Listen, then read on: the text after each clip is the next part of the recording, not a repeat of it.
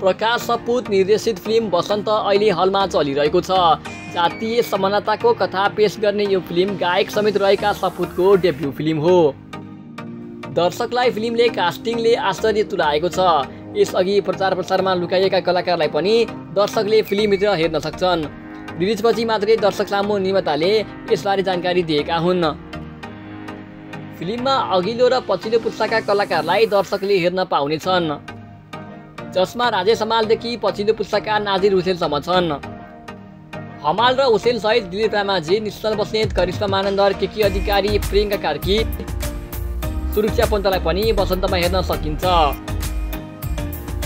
गायन क्षेत्रका चर्चित कलाकार पनि यसमा देखिएका छन्। गायिका शान्तिश्री परियार, मोडल अञ्जली अधिकारी पनि फिल्ममा समर्थिएका छन्।